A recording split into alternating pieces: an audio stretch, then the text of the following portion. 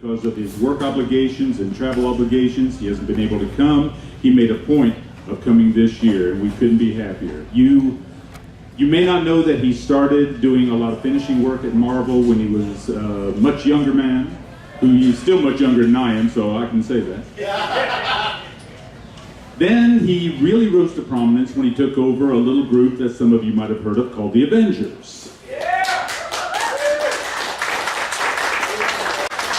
His work on the Avengers led him over to DC, to the Justice League, and he really became just this icon of talent when he became co-creator of the new Teen Titans.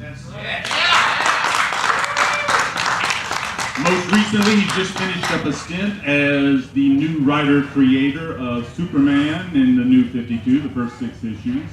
Please help me welcome to the stage, Mr. George Perez.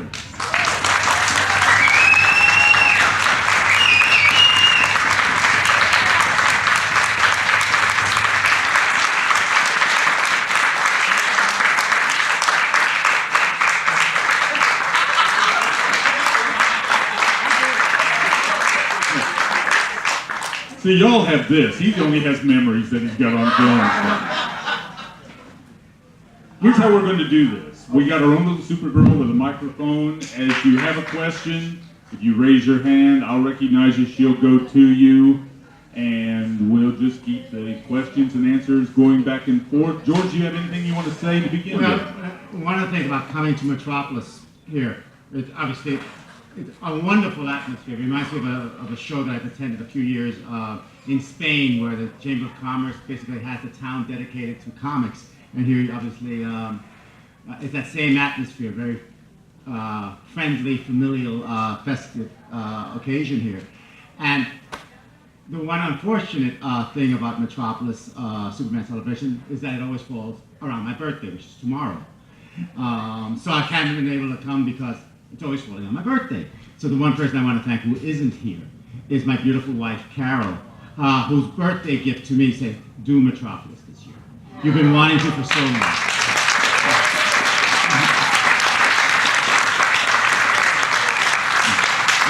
And this month, she and I are celebrating our 31-year anniversary. So I'm very, very proud of 372 months with my best friend. So, okay, so we shall let you guys. So now the success of this panel is going to be very much dependent on you. If the questions better be good, or this panel will not be as successful as you'd like it to be. So I love putting the onus on my fans for a change. I'll try to be clever with my answers. I don't know how many ways I can say no comment, but I will open it up. I will try to be as open as I possibly can. Okay? So let's have fun. Before we take first question, I'm going to ask first question because I've already got the microphone working. Like who is it? Who are you and what are you? George, you are personally involved in a charitable organization built around superheroes and their creators. Could you tell us a little bit about that? Yes, it's called the Hero Initiative. Originally it was called ACTOR, a commitment to our roots. But it confused everybody. We're not Hollywood. And basically I've been the co-chairman of the disbursement committee of a charity that basically helps out artists in need. Those who help build this industry, those who continue working in this industry, and for whatever reason have fallen on hard times. I mean, we've done everything from pay their rent to pay for funeral expenses. And I've been very lucky and proud of the fact that in the years that I've been working in the Hero Initiative, they say I'm probably the largest fundraiser, having raised in the course of the 10 years I believe that they've been around, in 6 figures as far as personally raising charity money. In fact, due to a few bad breaks and everything else, I ended up at one point, believe it or not, despite my success, had to go to the Hero Initiative in order to get help. So if it can happen to me, it can happen to anyone, which is why the Hero Initiative is needed. Because it's not just people who are old, people who are just in their later years and are doesn't have health insurance. It can happen to anyone. I mean, I've already paid back my debt to the Hero Initiative, and going to conventions, I should be out of debt totally in 2 years. So like, it's been working for me. But again, I can't stress enough, if you love this industry, for those who remember the case of Jerry Siegel and Joe Shuster, how they were suffering despite the fact that there was an enormous multi-million-dollar Superman movie coming out. We want to avoid Siegels and Schusters in that respect. So for those who helped build the industry, that's what the Hero Initiative is for. For those who continue working in the industry, I mean, like myself and others who have needed the Hero Initiative, that's what we're here for. So go online, make a donation, join the Hero Initiative. Sometimes if you get a certain membership, you get a free sketch. I've been doing sketches for the Hero Initiative as a little incentive. So you can get, and it won't be one of these quickie ones I have to do here. I actually put, Wonder Woman's actually a brunette when I have to draw them for the Hero Initiative. I do put the blacks in that I can't have the time for. But it is a very, very worthwhile cause. And unfortunately, because we are almost all of us freelancers, I do have access to insurance because I'm exclusive to DC, but there have been so many who don't have basic insurance, or they came into the industry before there were royalties, so they have no participation in any of the books that are reprinted of their work. I came in at the right time, and I want to give back to those who, if they weren't there, neither would I, and let's face it, neither would you. Okay, thank you. All right, let's turn some questions over to you. We've got a young man right here in a Superman shirt. Oh, that's one of the limited, yeah. we have to start with a Superman shirt. Perez, Yeah, Mike. I got a big mouth, so Ms. Perez, thank you so much. Just, boy, coming out on your birthday weekend, but for your contribution to the mythos that we love so much. My question is related to that. Looking back, we all see how you so directly shaped the mythos of our favorite heroes. Did you realize that at the time? Did you set out saying, this is where I want to see these characters go, and this is the ethos I'm trying to bring about?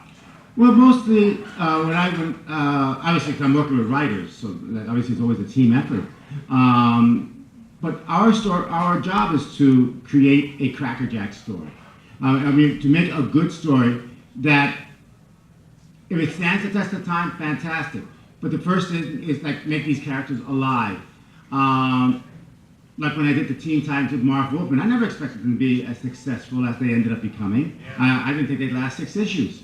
When I took on Wonder Woman, I had a specific Wonder Woman story I wanted to tell, which ended up being the Challenge of the Gods. I wanted to do a Wonder Woman as if it was producing a Ray Harryhausen movie. That was my goal. I just wanted to tell a fun story. The fact that they became lasting is something that is important, because don't put the cart before the horse type of deal.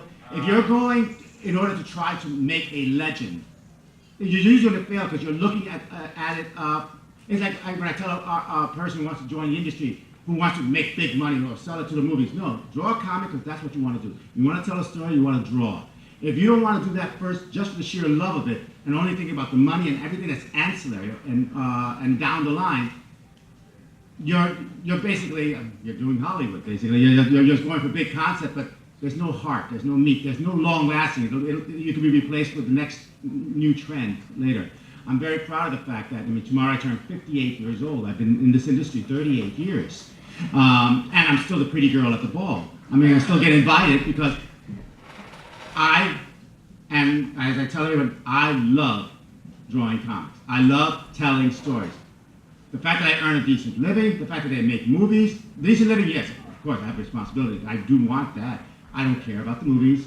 If they do it, fantastic. When they make the Titans cartoon, oh my gosh, I earned a ton of money. But that wasn't why I did the comic. I did the comic because Marv Wolfman can come to me and said, let's try to do something a little different with the Teen Titans franchise, and I thought he was nuts. But once he let me be involved in the plotting, issue 8, A Day in the Lives, That was the story that turned me around on the Tides, when suddenly they became personalities to me. It also happened to be the issue I was working on when I met my current wife. So it has a double meaning for me. But yeah, no, the thing is, I never go into comic thinking I'm creating something long-lasting. I just want to entertain. And it's like doing movies.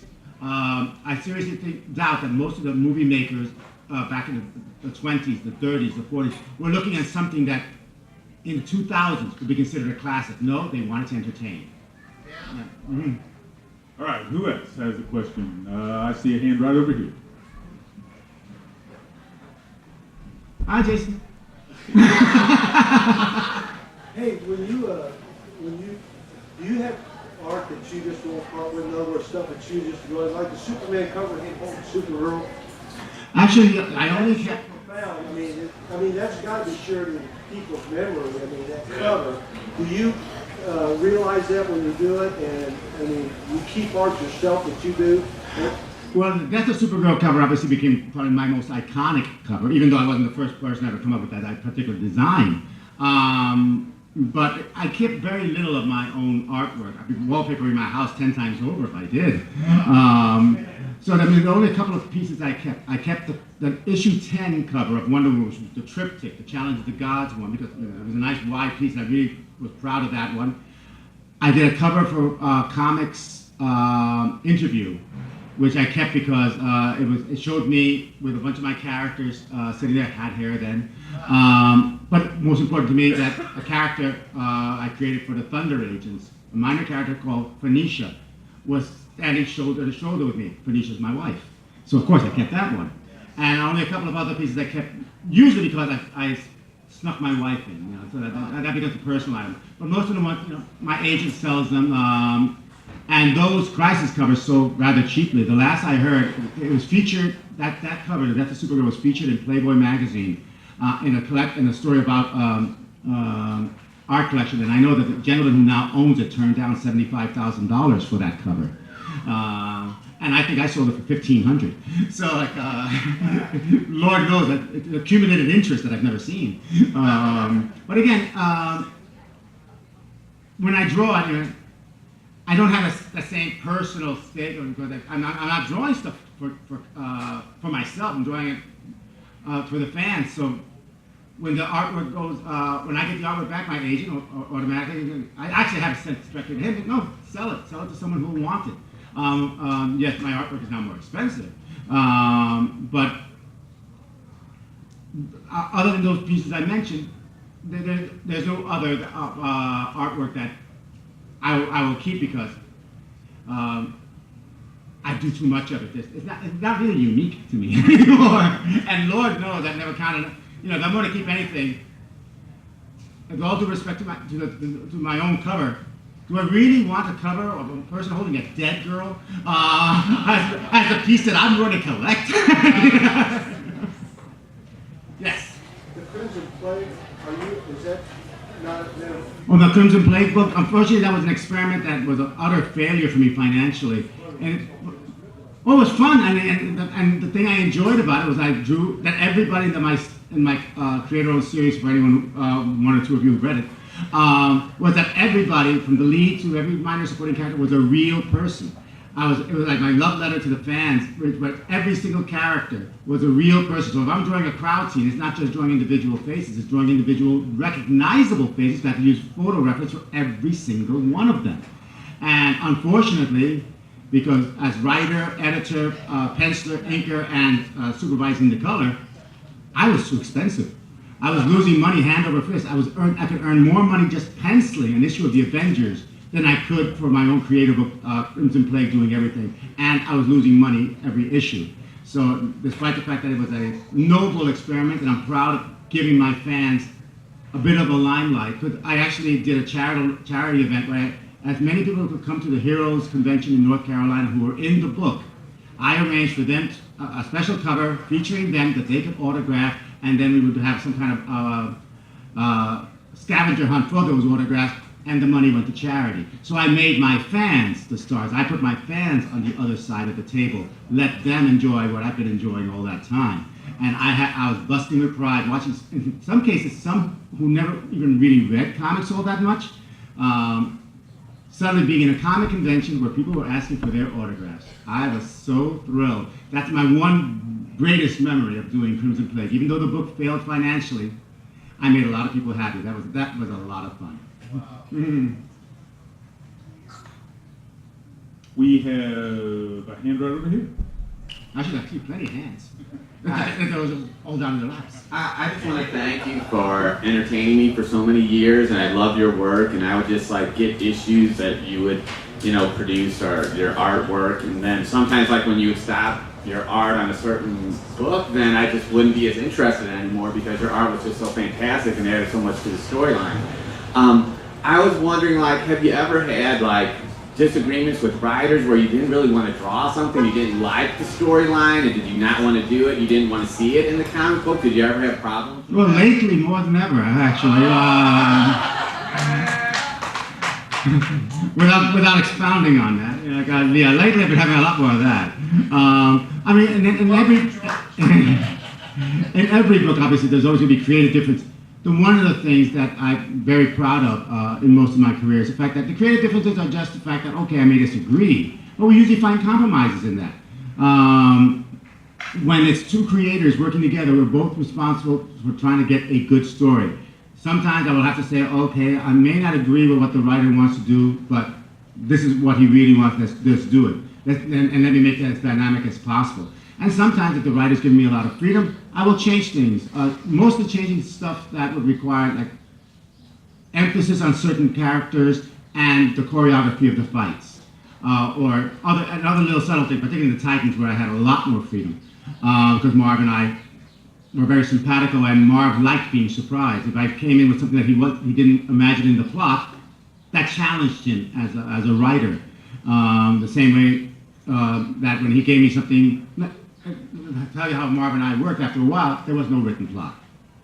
Marv and I, we lived close to each other at the time. We would meet at either his house, my house, or a restaurant, whatever, discuss the story, and I would draw it from there. And I would type a plot for Marv based on what I've drawn, because Marv's memory was terrible. About as bad as mine is now. And that's where he would write. So technically, I was writing the plot. But I was writing the plot after I drew it, so Marv would know what I had just done in case he had forgotten. Or if I changed something from even our discussion. And even when I worked on Legion of Three Worlds with Jeff Johns, who obviously, Jeff was an enormous fan of mine and wanted to do a George Perez comic. So, and at this point, DC, much to my regret, is now going, that all the scripts are fully scripted as opposed to plots, which then you draw and then the script comes in so that you have, a lot more input into the story. And Jeff sent me a full script, and with the most humongous panel description I had ever seen was having, all this stuff going on in just one page. How can anyone, even me, fit all that? And then Jeff explained it. What he did was take my Crisis on Infinite Earth and dissected it. To try to describe the panels I drew in Crisis on Infinite Earth, that's what it would look like. If you describe the panel that I did, that's what it looked like. I had never seen it written in text before. So, oh my God, no wonder people thought I was insane. That's what a George Perez panel was to him. That's how he broke it down. The thing I had to remind him, yes, because that's not what Marv Wolfman asked for. Marv would say, these characters fight, then I made it into a George Perez panel. If you're writing what you consider a George Perez panel, you're giving me nothing to do. So from that point on, Jeff Johnson, the only time in his career, went from doing full script to just doing plotting, to let me be George Perez again. And unfortunately, with all the books being done more by committee, unfortunately, all the scripts are going through okays, changes. So by the time I get it, it's almost not enough for me to contribute into it. So the fact that if I could put my personality in, thankfully I'm working with Paul Levitz on World's Finest. Paul, like everyone else, is being kind of told, we need you to do a full script of that, we have to okay it. But Paul knows, he gives you a full script, he says, okay, this thing takes place on one page. He said, there's not enough going on that one page. I would change things, add some extra scenes, and Paul says, don't worry, George, whatever you put in, I trust you, I'll rewrite it. Paul and I have known each other since we were teenagers, so it's kind of nice to work that way. I'm hoping that my future projects will allow me that leeway, because it seems kind of a shame for somebody else basically to tell someone who's been working as long in storytelling as I am how to draw or choreograph a comic book. I think I've been doing it enough times. And there are a lot of artists in my position who've had the same type of experience. They say, yes, let us do what we've been doing, in my case, going on 4 decades, and have had a modicum amount of success at it. So like, I'm glad that in the case of World's Finest, the one thing at least they allowed me to do was work with a man like Paul Levis, who has been there the same amount of time as I've been, and who understands sometimes the best stories are the ones that surprise both the writer and the artist as well. A lot of you might not know, but George is what was once called a Renaissance man. Besides being a writer and an artist, he's also a stage performer. He's acted, he sang, and dare I say it, danced on stage. I have the scars to prove that one, yeah. Could you tell us what moved you towards the theater and maybe some of the roles that you played? Well, I mean, I actually didn't find out. I got my theater bug when I was 15 years old. When I went to a summer camp and they were running a summer production, and talk about ambitious, it was Gilbert and Sullivan's The Mikado. And I had an inkling I could sing because I had done some glee clubs or choir stuff when I was in grammar school. They auditioned me and I got the role of Poobah when I found out I was a bass baritone, not bad for a 15-year-old. And I fell in love with performing. Unfortunately, there weren't as many opportunities. I wouldn't perform again until my senior year of high school, where I did 110 in the Shade, which is a musical version of The Rainmaker, and enjoyed that. But then I'd be 31 when I started performing community theater, and I started with a small role in Guys and Dolls. And my next part, which I was very proud of, comic book character playing a comic book artist playing a comic strip character when I was given the title role in Little Abner. Yeah, you can tell that was some time ago. And I enjoyed performing, but as my wife said, I enjoy performing so much that performing is not the only thing I do. I design the sets. I draw their program books. I'm always there to run lines with everyone else. I've memorized their parts. So my work gets affected by spending too much time on stage. That is the one reason I cannot do it much. But when I was in New York, I played Little Abner, I played Emile DeBeck in South Pacific, I played Daddy Warbucks in Annie, and I had to wear a skull cap because I still had hair then. My wife, it was a beautiful skull cap. My wife was wondering when she saw it, say, "Oh God, he didn't shave his head when he left the house." The guy who did it actually became a professional makeup man. And I also directed. I directed the production of The Sound of Music. And then I was offered a part which I had to turn down. They offered it to me without rehearsal. Actually, two. One, they offered me the role of Judge Fry in Oklahoma, and I would have loved to have played a villain for a change. And they offered me the role of Tevye in Fiddler on the Roof. And they also wanted me to direct that one.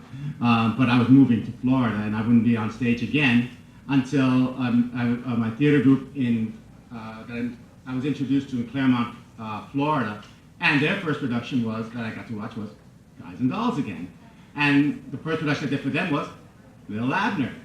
And I was General Boomoose this time, with my niece Camille as my mistress.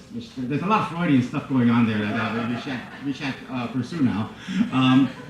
But I enjoyed it immensely. Unfortunately, again, I get into it very, very deeply, and my work always suffers.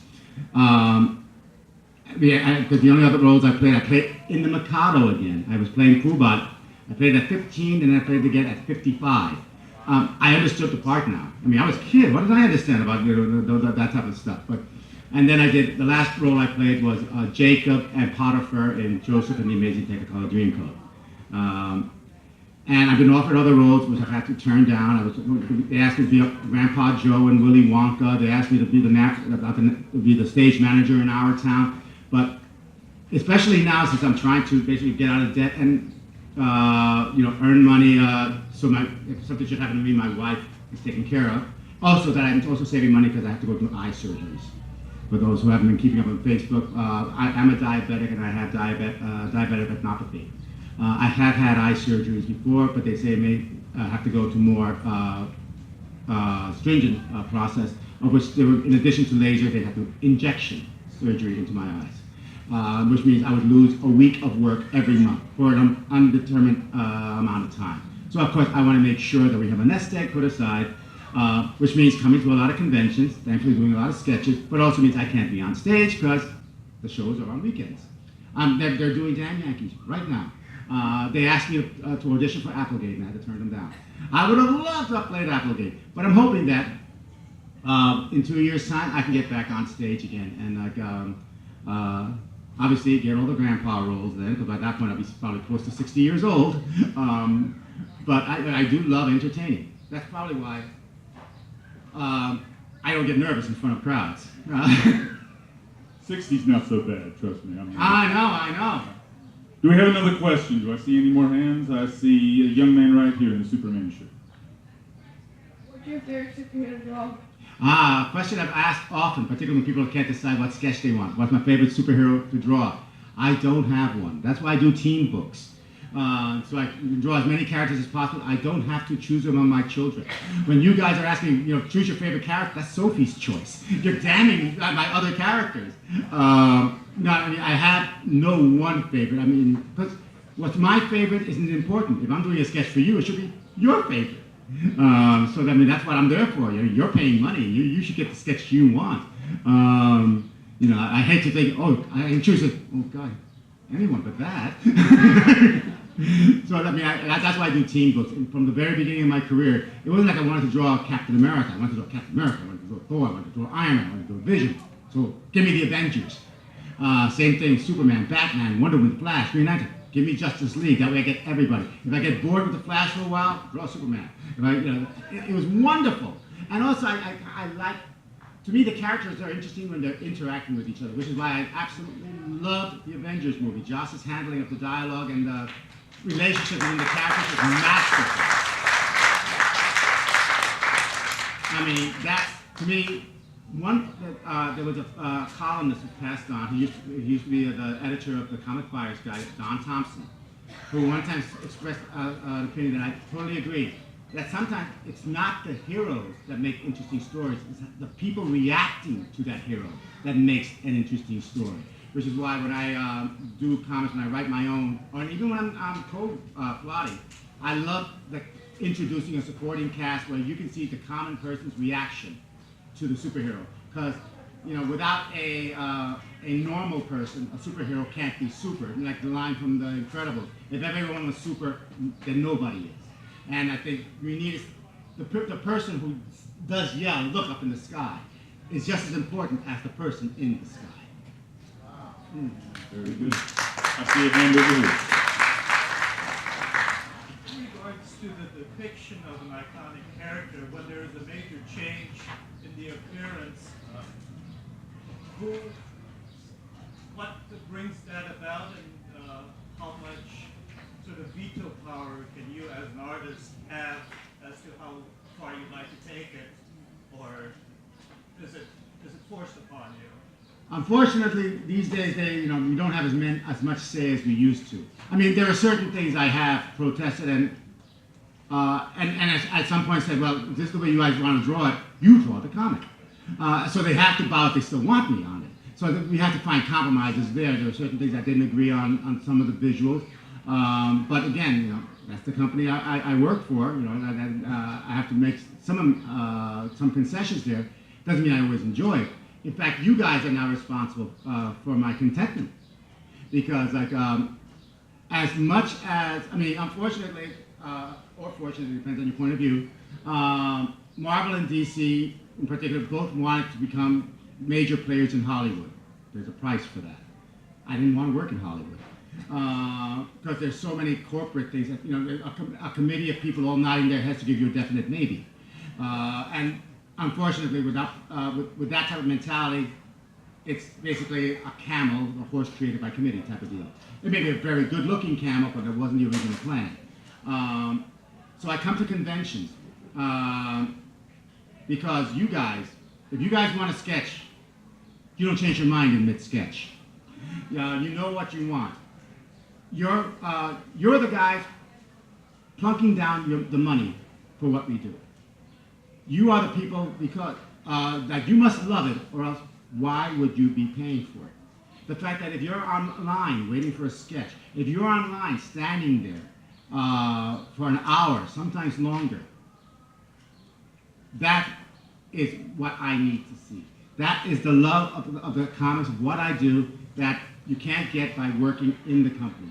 That coming to conventions is like a lifesaver to me, to see why I'm in this industry. When people say that, even though I charge for sketches, I don't charge that much for sketches. In fact, the fans were the ones who insisted I charge more. But when I see the fact that you guys, particularly those who come to conventions, as opposed to obviously an open admittance festival like this, that you would pay money to get into a convention, that you would invest your valuable time to stand on a line, waiting for someone like me to do a sketch for you, to sign a comic for you. I've been paid to be there. I will earn money being there. You guys are the ones making the sacrifice. You guys are the ones who are going out of your way, both financially and in your time, to make me feel important. You guys deserve every consideration I can give you, because without you, I blister my thumbs twiddling, and I don't like to twiddle my thumbs. Yes, I'm working hours on end, doing sketches, doing signing, because without you guys, it now would be an empty experience. I mean, you're my audience. You're the audience that keeps the comics alive. Without you, we may as well print paper and throw it into the wind. So I thank you, because you guys don't really realize, not that we're slaves, that every fan can then say, I want you to draw this way. No, my job is to enthrall you. My job is to surprise you. My job is not to be a slave to you, but my job is to entertain you. I'm the clown. And I take that very seriously. So conventions, being at this festival, that's what's keeping me going in the industry now. Thank you.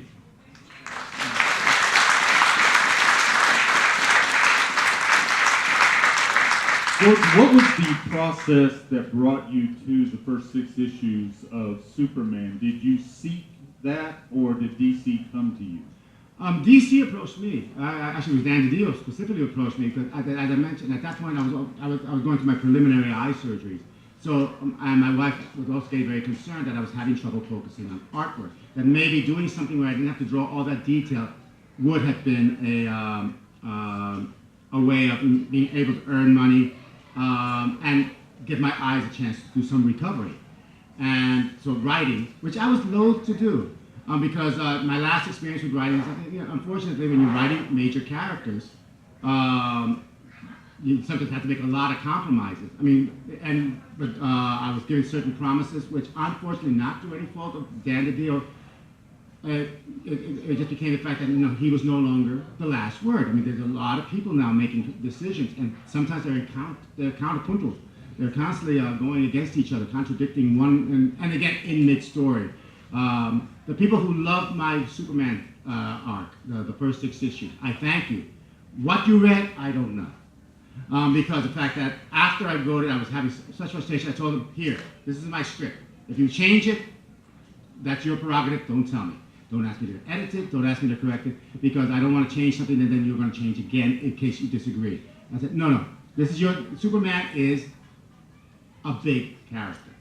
I was flattered by the responsibility, but I thought, this is getting a little tough.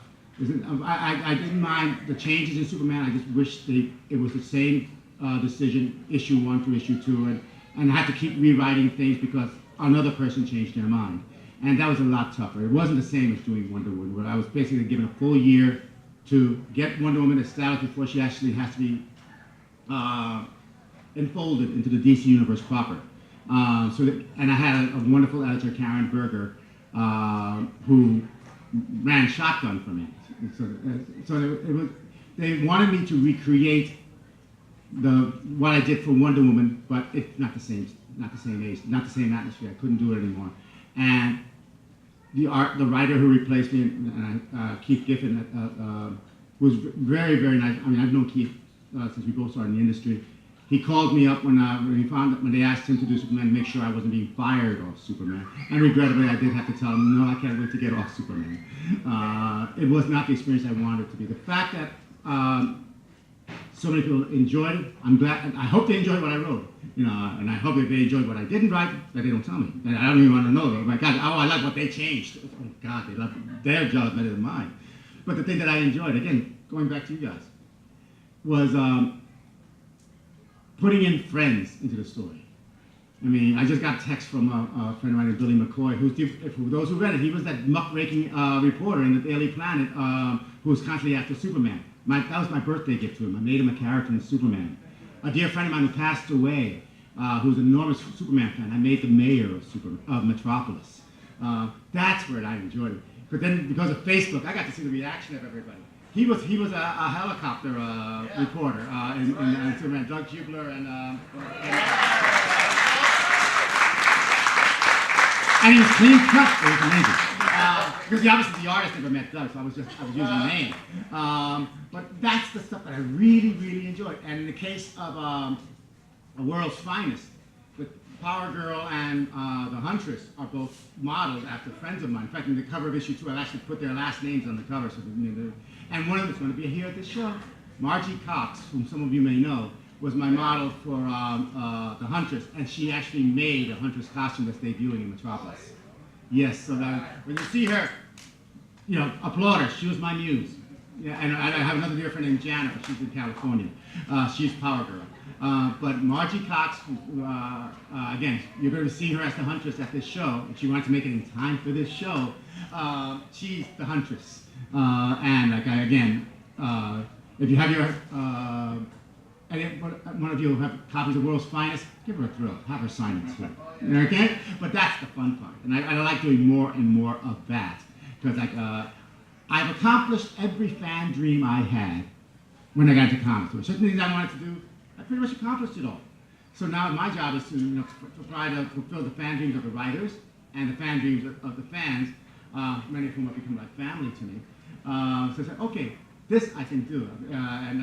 Making Heather Kelly, whom many of you also know, as what Clark Kent's love interest and the Ice Woman in the story. That was fun. I mean, those are the things I enjoy now because I've been at this a long time. I got to find my pleasure wherever I can find it now. Okay, I run on and on and on. Obviously, one question, three answers. We have time for one more question. We've run over time. But no answers. Which is straight back behind you, Supergirl. I love your Superman sequence. I love your Wonder Woman. The only time I've ever read Wonder Woman. And as some of the other people have said, it's just a fantastic storyteller. You were just tremendous. And not to open up old wounds, I've been reading Superman in some way, shape, or form since I was 4 years old. I've seen the relaunches coming and going. I love Wayne Goring. I love different things, eras.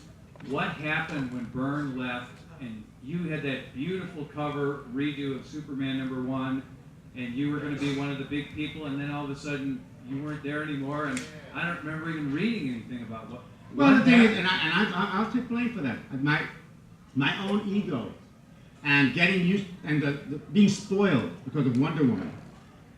It was not easy for me to write part of a story, since there was also Roger Stern, Jerry Ordway, other people were involved in Superman. And I realized that if I wanted to do something with Superman, but everything had to be worked around the other characters. Like if I wanted to do a Superman story where he basically got trapped in the Fortress of Solitude to re-emphasize the fact that there's a lot more terror in him than used to be. The Fortress of Solitude treats him like a virus.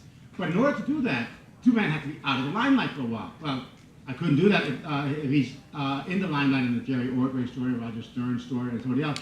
And I found that I couldn't write half a story. So I left Superman because I couldn't play well with others in that regard. So that's my fault. But everyone understood it, the fact that, I was spoiled on Wonder Woman. Wonder Woman was the only book that she appeared in. I had so much freedom. And I was, again, expecting that. Which is what they had promised me in the New 52 version of Superman. Which is another reason. I had no idea that Grant Morrison was going to be working on another Superman title. I had no idea he was doing it 5 years ahead, which means I had to, my story, I couldn't do certain things without knowing what he did. And Grant wasn't telling everybody. So I was kind of stuck, oh my gosh, are the Kents alive? What are the relationship with all these characters? Who exists? And DC couldn't give me answers. I said, oh my gosh, you're deciding all these things, and even you don't know what's going on in your own books. So that became very frustrating. But in the case of that original run with Superman, that was me. I just realized the story, because they said whoever comes in first with an idea gets priority. And one time I came in and I did beat them. They said, no, I think we want to do this story, which unfortunately we can't do your story because we're going to go with this one. And I said, well, that's not what you promised. And obviously, it was going to be the type of stuff that I didn't want it to be, me being the prima donna and forcing other people to conform to my stuff. If I'm the one having trouble, I'm the one who should leave. I'm the one, if I'm the one who's not playing well with others, I should be the one to leave. I never begrudge an editor firing me if I'm screwing up, because that's what an editor should do. And not because I'm George Perez, superstar artist. No, I'm George Perez providing a product. There was a time that I was falling behind schedule and everything. I was blackballed from DC, at least as far as getting work. And so when I started inking the Titans that Dan Jurgens drew, they had to fight to get me there because they didn't trust that I would stay on the book for an entire, at least a year. And so I signed a contract and I stayed on a year and 3 months. And then when the Avengers resuscitated my career, those same editors were the same ones who congratulated me for rebuilding my career. Because the Avengers, I proved that I could stay on the book. I was the only artist on Heroes Return who lasted a full year without a fill-in, and I had double-sized issues of which I did not have another artist helping me out. I did them all myself. So Mark Waid was the person who commented I had a John Travolta career in comics. And the fact that Mark also said, I lost money on you. Because they did bet that I'd be the first person to not be able to maintain the deadline for 6 months. And every other artist did not last 6 months, and I lasted 2 years before getting a fill-in. Because I knew that I can't live on the reputation. One thing I hate ever is to be coming to a convention as the old pro, particularly I'm still young, who's just living on past glories. I like being valid in this industry. The fact that as I said before, I'm still the pretty girl at the dance. I'm still asked to dance. I can turn down suitors who ask me to dance because I'm still viable in this industry, even despite the fact that there are people working in this industry who weren't even born when I started. But like the old master gunfighter, there's always that young buck who's going to be coming into town to prove that they're faster on the draw than me, both figuratively and literally in this case. So I have to keep home. I don't feel as much sympathy for other artists who say, like, well, the fans aren't with me anymore. They're buying this other person's work. If you don't show love for what you do on the page because you're tired or you're jaded, don't expect the fans to see it. They can tell if you're just doing this for a paycheck. And for me, I get paid a pretty penny.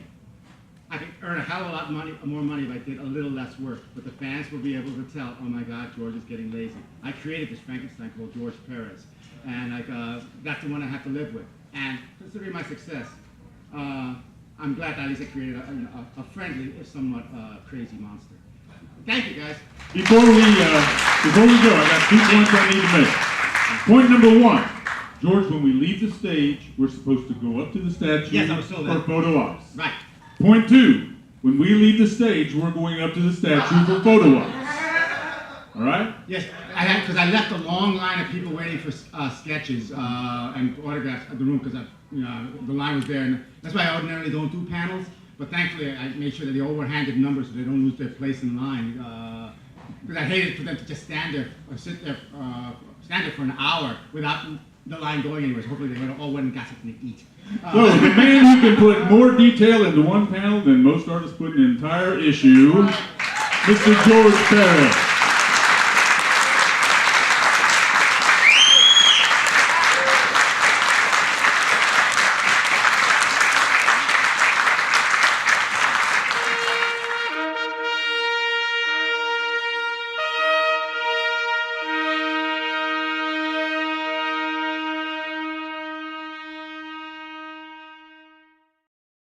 Up a stint as the new writer-creator of Superman in the New 52, the first 6 issues. Please help me welcome to the stage, Mr. George Perez.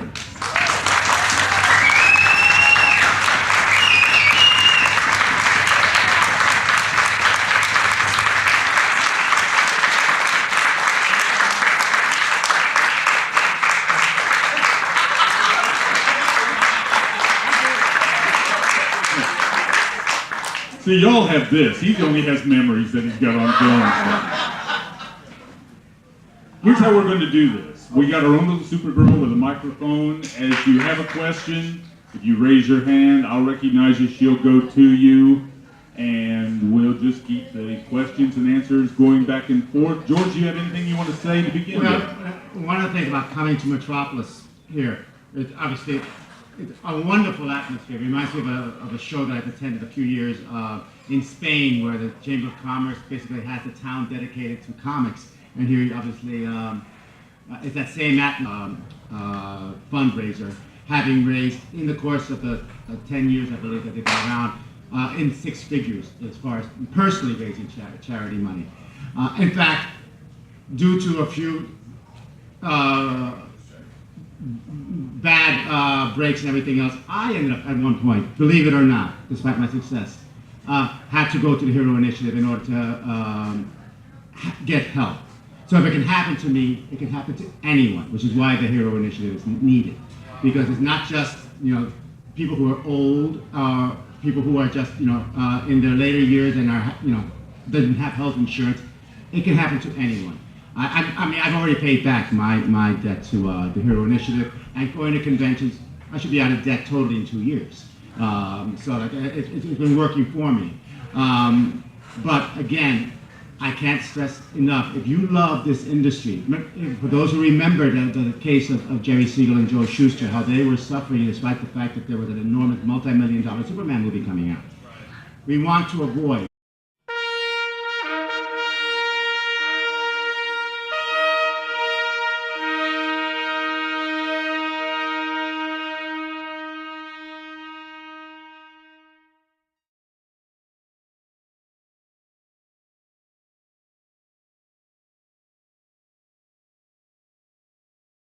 because of his work obligations and travel obligations. He hasn't been able to come. He made a point of coming this year, and we couldn't be happier. You may not know that he started doing a lot of finishing work at Marvel when he was a much younger man, who is still much younger than I am, so I can say that.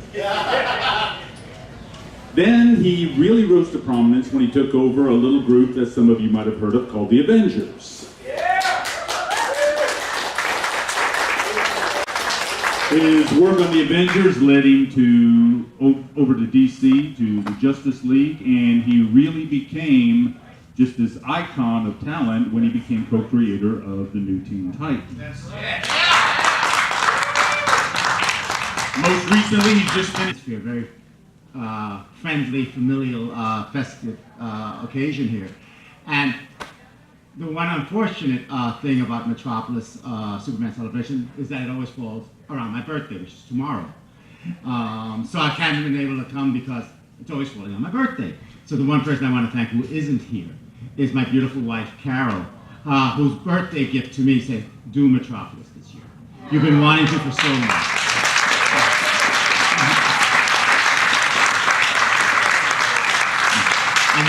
And this month, she and I are celebrating our 31-year anniversary. So something I'm very, very proud of. 372 months with